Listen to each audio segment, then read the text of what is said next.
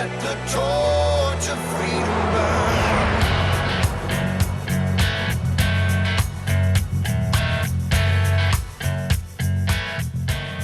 This is WallBuilders Live. Thanks for joining us today at the intersection of faith and the culture. We're going to be taking a look at some of the hot topics of the day from a biblical, historical, and constitutional perspective. And today is Good News Friday, which means we'll be looking at some good news from across the nation and around the world. We're here with David Barton. He's America's premier historian and our founder at WallBuilders. Tim Barton is with us, national speaker and pastor and president of WallBuilders. And my name's Rick Green. I'm a former Texas legislator and America's Constitution coach. You can find out more about us at WallBuildersLive.com, and that is a great website to visit because, first of all, you can listen to past programs that you might have missed out on. You can share the links to those programs with your friends and family, making you a force multiplier out there by educating, equipping, and inspiring your fellow citizens to do their part to preserve and pass the torch of freedom. So be sure and visit that website for that purpose, but also go to the website so that you can make a contribution.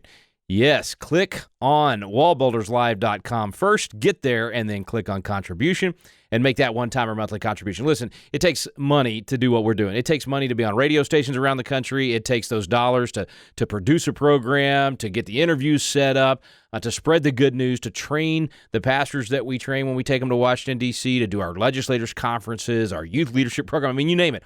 All of those things take dollars to be effective and to influence the culture in that positive way. And we're excited about that. We're not complaining about that. We think it's great that you can make a financial investment in freedom.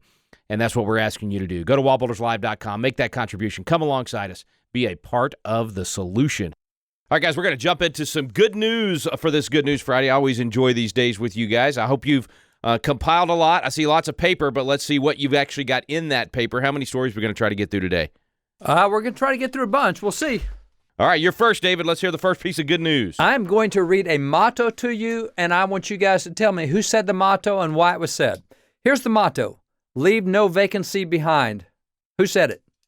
Oh, this was recent. This was about what to do this year. Leave no vacancy behind. I just saw the headline, too. Who was it that said that? I think that's Tom Bodette from Motel 6. Good effort. Good effort. Nice try. It wasn't McConnell. It was somebody else. Oh, I can't remember. I just saw that headline, too. Well, actually, it was Senate Majority Leader Mitch McConnell. And what is he talking about? I thought it was one of the other senators. He's talking about we got, 10 months left. And if the number one priority for 2020 outside of elections, actual legislation to get passed, is for the Senate to get all of those judges approved and get those vacancies filled. So his motto is leave no vacancy behind. The good news is we just have the 51st Federal Appeals Court judge confirmed. Now, we're not talking about federal judges in general. These are the ones that are on the, if you will, the federal Supreme Courts that oversee the states. This is right below the U.S. Supreme Court. So 90-something% of all cases that come through the states will end up in one of these courts of appeals. The U.S. Supreme Court is only going to get like 1% of the cases ever reach the Supreme Court or get appealed to it. So we're talking about 99% of the decisions are made at these federal circuit courts of appeals. And you mean, David, just to be clear for those that don't do anything in law these days, you mean 99% of the cases that are appealed. So in other words, there's a lot at the district court level that don't go any further. But of those that go higher, 90, 95, 99, whatever that number is, gets settled at the Court of Appeals and never goes all the way to the U.S. Supreme That's Court. Right. So of final decisions that will affect people's lives, whatever, the overwhelming majority are not made at the U.S. Supreme Court. They're made at the Federal Court of Appeals level. And so at that level, and you've got, 600 or so federal judges that are over district courts, et cetera. When you look at it, I think there's, is it like 140 or 150 Court of Appeals judges, something like that. But we're looking at Trump has now got 51 of those federal appeals courts judges on there. I just did an op-ed, national op-ed last weekend on one of the appeals court judges and how well they're doing in defending religious liberties, defending constitutional rights, defending other things.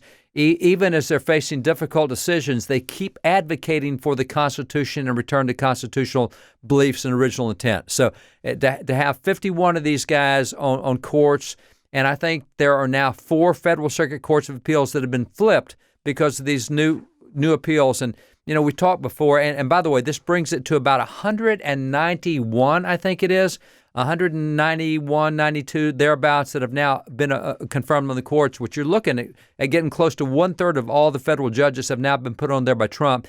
And we've said that he has a high percentage of these guys being really sound.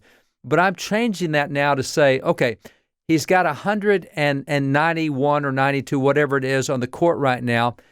And of them, I don't know what percentage are sound, but I do know that I do not know a single one of them that I disagree with at this point. Now, I don't know all of them, but I still haven't found one that is coming out with decisions where I say, oh, that's really bad. That's a really bad reading of the Constitution. So I can't say they're 100% great, but I can say that I haven't found any that I'm disagreeing with on constitutional issues at this point, which is really, really, really good. So that's what's happening. He's got a bunch more that are coming in the coming weeks. Right after they did the 51st Federal Appeals Court judge, they said, and we got a bunch more this week we're going to do. So these are really running through at a fairly rapid rate, and that really is good stuff. Related to that, I have here a decision that came out of the 11th Circuit Court. And by the way, this 51st judge that was placed on the appeals court was placed on the 11th Circuit Court. And yet the 11th Circuit, before he got there, just issued a ruling that was very good on religious liberties. That dealt with Duquesne University, the National Labor Relations Board. And at Duquesne University, the professors wanted to unionize and wanted to, take control of whether the university can hire and fire them and whatever. And so the National Labor Relations Board got involved and said, yeah, you can't keep these guys from unionizing.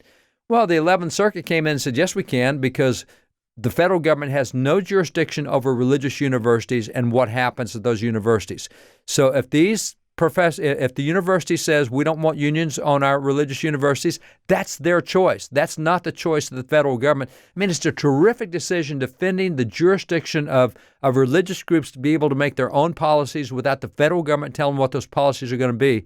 So this is just another indication of how we're seeing more and more of these cases coming back to constitutional bounds, constitutional jurisdictions, and what's happened with the 11th Circuit, but what's happened with Trump judges in general, and particularly with this new motto that McConnell has, leave no vacancy behind. That really is good news for the nation. As we're going to break, I know you guys got a lot more good news. If I could chime in here on the judges, I mean, part of the reason the presidential election is so important, those 51 judges you're talking about, David, I bet 99% of our listeners could not name a single one of them, and I live, breathe, and eat this stuff, and I think I can only name 2 of the 51, Don Willett and James Ho, just because they're from Texas and I knew them. But all the rest of them, these are names people don't know. These decisions happen, kind of behind the scenes in terms of the public eye, and that's why the presidential appointments at the district court level and the Court of Appeals level are so important. We only seem to think about the U.S. Supreme Court appointees. It's all these other judges as well. This no vacancy left behind is huge, and the presidential election in November is incredibly important because it will determine the other half of the judiciary that's going to get appointed in the next, or 25% or so, that'll get appointed in the next 4 years. This is great news, and it's another reason why people really need to pay attention to that presidential election and recognize that Trump's appointees have been, as David was saying, so stellar and so beyond what we thought they were going to be. It's something to really be thankful for, but also to be thinking about going into this 2020 election. Quick break. We'll be back with more good news from David and Tim Barton. You're listening to WallBuilders Live.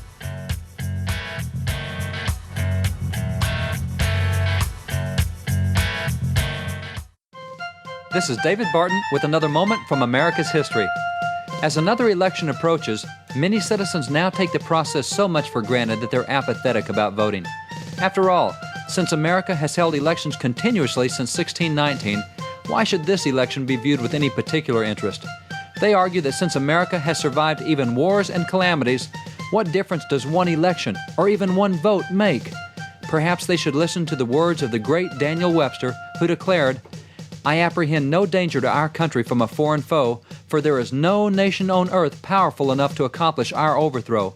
Our destruction, should it come at all, will be from the inattention of our people to the concerns of their government, from their carelessness and neglect. Therefore, in the upcoming elections, don't take your freedoms for granted. Make sure that you vote."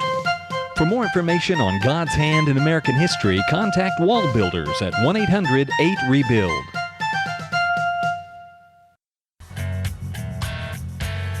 We're back on WallBuilders Live. Good News Friday today, and Tim Barton has the next piece of good news. Tim? Hey guys, this is something coming from the Trump administration.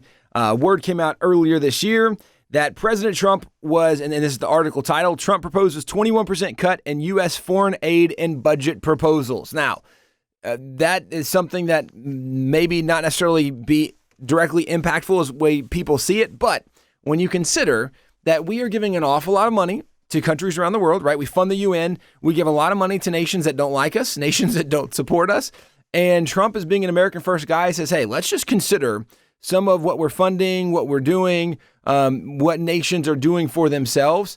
And so the idea that he is looking at cutting some of a budget, anytime you are cutting levels of budget in Washington, D.C., pretty much we're in favor of it, with maybe the exception of the military. The reason is that the more money we spend in other areas, that money comes from taxpayers. So we are losing money for the federal government. And one of the things our good friend Bob McEwen always says is when you have full control of your money, right? The more money you have, the more freedom you have. You have the freedom to buy what you want, do what you want, go where you want.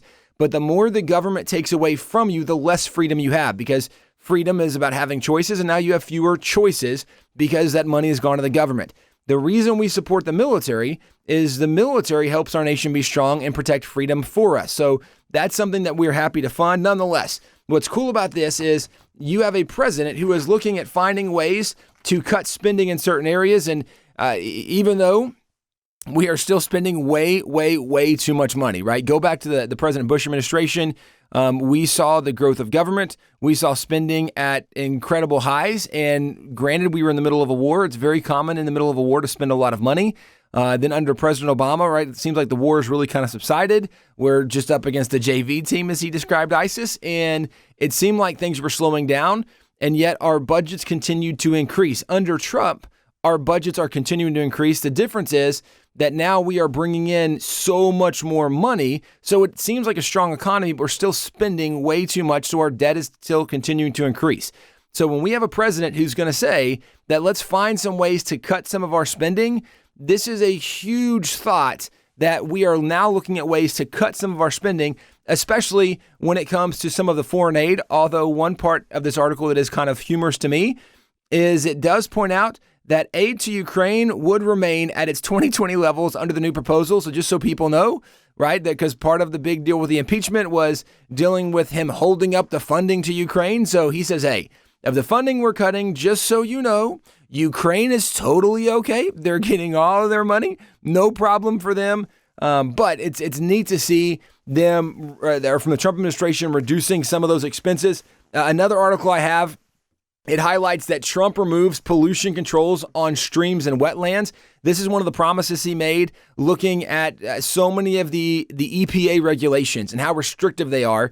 And one of the things that President Obama did, I believe it was 2015, the waters of the United States was something that came from President Obama. And essentially, he said if there's any wetlands, nobody's allowed to do any development, to do any farming, to really utilize any of the wetlands anymore, because the federal government now is going to protect and control those. And the idea and by the way, Tim, let me also point out that when they defined wetlands, it included places that had been deserts for years. It was like, if it's ever rained there in the history of the world, it's a wetland. It was so overreaching broad. Absolutely overreaching, absolutely ridiculous. And one of the things about this is it would not let farmers continue to grow crops on that land. If they had crops on the land, it said that we're not going to let you to use any pesticides because pesticides can be bad if they get in the water, right? And you're looking at these farmers going, wait a second, there's no streams, right? There's no underground reservoirs anywhere around my fields. Like this is not a problem. Nonetheless, President Trump, in one of the many promises he has kept, this is another one of the EPA regulations he has rolled back. And just so friends that are listening, if the environment's a big deal to you, just so you know, President Trump, in rolling this back, said that he's going to pass a Navigable waters protection rule. So where there are waterways, he says we're still going to protect the waterways. We're just not going to punish the farmers. We're not going to punish the agricultural community. We're not going to punish the developers in using abilities or land that they own in areas that it's not a threat to anybody else. Some people against it said that, well, wait a second, they're taking all the clean drinking water away. And this is one of those dumb old accusations, right? Back when Mitt Romney was running for president and the accusation was that his policies, he just wants everybody to have dirty air and dirty drinking water. And it's an utterly ludicrous claim because nobody wants there to be dirty air and bad drinking water. Nobody is thinking that way. But what we recognize is that individuals are able to do a better job with their property than the federal government, who's never even seen their property. And what we know, guys, also for all of us, we live in the country. We have kind of country estates, some farmland, some cattle land. Generally what you see from people that are in the agriculture industry, that are farmers, that are ranchers, they do much better. They are so conscientious about taking care of their property, taking care of their livestock. They don't want to do anything to harm the environment because harming the environment harms them. So they're generally some of the more responsible people when it comes to protecting the environment. Anyway, really good news that Trump is rolling back things from the EPA and giving more freedom to individuals with their own property. So good news. Another comment as we go to break here. I just keep thinking about, later this year and the election. I was listening to Ted Cruz's podcast he's got, Verdict, which is phenomenal, went number one during the impeachment hearings. I think it's still doing really well. But anyway, one of the things he was saying about what happens if the Democrats maintain control in the House after this election and somehow, some way took over the Senate and Bernie Sanders won the election, if the country rewarded them for this ridiculous impeachment thing by giving them the election, who would be the head of the EPA? And it scared me to death when he said, think about it. If Bernie Sanders was president of the United States, AOC would be a likely EPA department head. I mean, guys, just think about how it would shut down our entire economy, the policies that would come through there. So the opposite of the good news you're sharing, Tim, is that if we don't pay attention in the upcoming election, we could get the exact opposite of the type of good news that you're sharing. Quick break, guys. We'll be right back. More good news when we return on WallBuilders Live.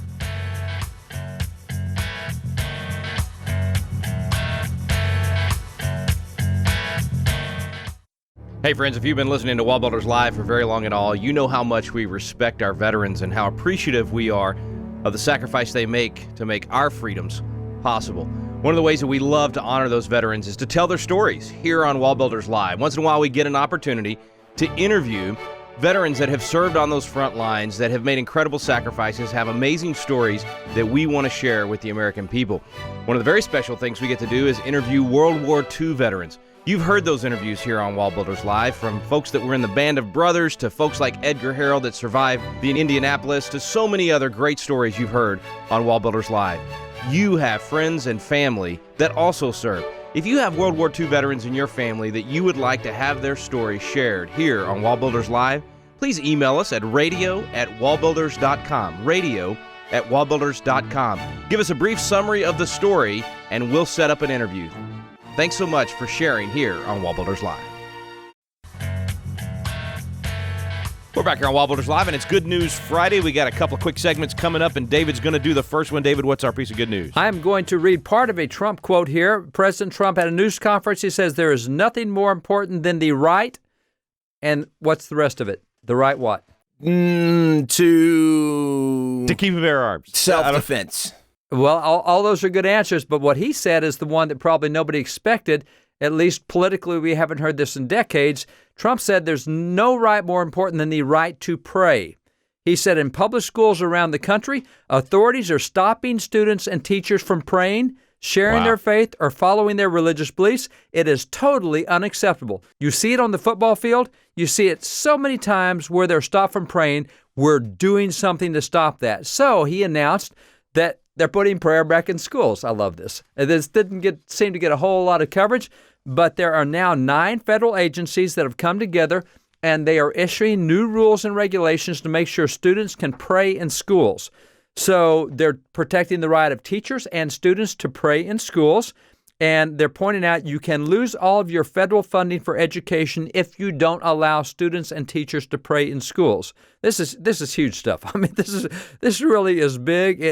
It goes back in 2003, President Bush, when he was in there under Secretary of Education Rod Page, they came out and said, look, here's all the rights you have religiously. If you violate these rights, you're going to lose your federal funding in schools. You have to certify every year that these rights are being protected. They're going back to that and saying, hey, the right for students and teachers to pray in school is protected. And if you don't allow that to happen, you're going to lose your federal funds, which that's a lot of money for school districts to lose. They don't want to lose that.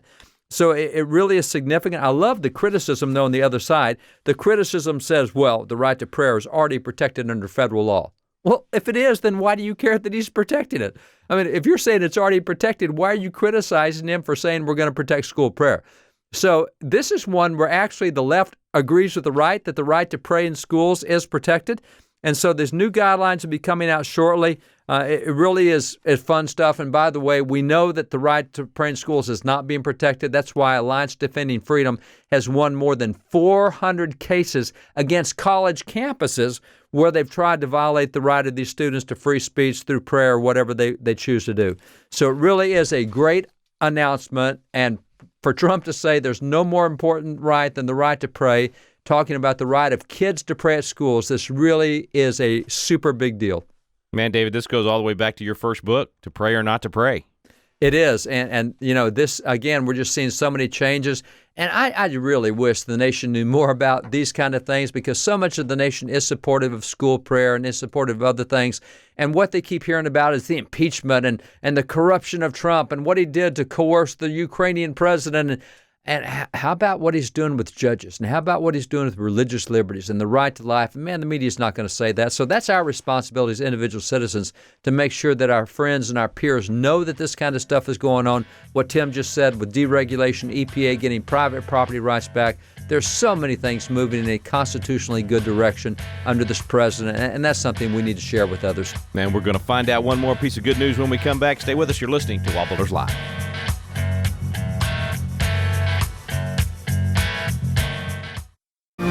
Have you noticed the vacuum of leadership in America? We're looking around for leaders of principle to step up, and too often, no one is there. God is raising up a generation of young leaders with a passion for impacting the world around them. They're crying out for the mentorship and leadership training they need. Patriot Academy was created to meet that need. Patriot Academy graduates now serve in state capitals around America, in the halls of Congress, in business, in the film industry, in the pulpit, and every area of the culture. They're leading effectively and impacting the world around them. Patriot Academy is now expanding across the nation, and now's your chance to experience this life-changing week that trains champions to change the world. Visit patriotacademy.com for dates and locations. Our core program is still for young leaders 16 to 25 years old, but we also now have a citizen track for adults. So visit the website today to learn more. Help us fill the void of leadership in America. Join us in training champions to change the world at patriotacademy.com. We're back here on WallBuilders Live. It's Good News Friday today, and we've only got a few minutes left, so we'll get one more piece of good news, and Tim gets to bring it to us. Tim? All right, guys, this one comes from a friend formerly from Kansas, used to be governor and senator, Sam Brownback. Sam Brownback is now the U.S. ambassador at large for international religious freedom, which, if you back up to a previous president, this was a posting that was not filled. President Obama did not have somebody from America that was looking internationally at the issues of religious freedom or religious persecution. For 7 out of 8 years. He finally filled it in the last years he was kind of going out of office, but 7 out of the 8 years he didn't think it was worth filling. And interestingly, right, one of the things we know when ISIS was on the move, they targeted Christians quite often. And so, and other religious minorities. And so certainly you see around the world that religious minorities, Christians, are absolutely targeted by other groups. Anyway, Sam Brownback, one of the really cool things that happened is just several weeks ago, guys, you had the Congressional Prayer Breakfast, and Sam Brownback was there. Leaders from other nations were there, and it was announced that... You were there, by the way? I did happen to be there. I was sitting with some congressmen at a table. It was pretty neat to be there. But Sam Brownback announced that there is, for the first time ever, an alliance, an international religious freedom alliance. There were 17 nations that were already signed on. He says he expects to have in the upper 20s of nations that are signing on, and they're signing on to help defend religious freedom in their nations and promote it in other nations. And so, Dad, just as you mentioned with President Trump defending religious freedom here, saying, no, prayer, we absolutely believe in the right to pray, which is so awesome to hear a president say, because it's true. It's constitutional. The founding fathers believed in that. It just hadn't been upheld recently. Well, not only have we had a president saying that, the president appointed someone to the, I guess, U.S. ambassadorship of the international religious freedom at large, and he's promoting, Sam Brownback is promoting religious freedom in other nations, forming alliances with other nations, that now religious freedom is being promoted around the world. just such good news coming, and good job, Sam Brownback. Well, I love it when we have good news not only right here in America, but all across the world, and that's part of that promotion of religious liberty across the world. That's part of why America is a force for good and continues to be a force for good. It is the American story. Unfortunately, the opposite of that is being taught on most college campuses across the country and in public schools across the nation. So we need to counter that, and you can be a part of that by helping educate people. Just get them the truth. Just get the real information in front of them, and then let them decide. You can do that by sharing our program. Go to WallBuildersLive.com today. Grab the link. Send them out to your friends and family. Become a force multiplier and actually influence the people around you in a positive way. It's wonderful to have a voice. It's wonderful to live in freedom. You got to use that voice, and you got to be a part of the solution. And I know that you are, or you wouldn't be listening to WallBuilders Live. Our audience is probably the most active radio audience in the country. We hear that from our guests on the program all the time. Thank you.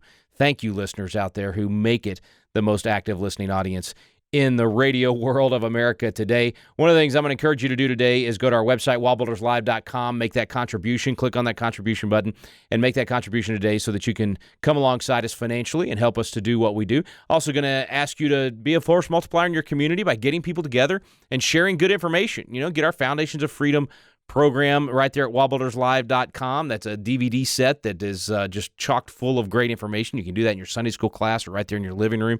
You can host a Constitution class right there in your Sunday school class or living room or at the library. Go to constitutioncoach.com today, and you can find out more about how to do that. There's so many different ways you can make a difference. 2020 is a very, very important year for the future of our country, and you need to be right there on the front lines, being a part of the solution. Thank you for doing that. Thanks for listening today to WallBuilders Live. We stand undivided, forever united.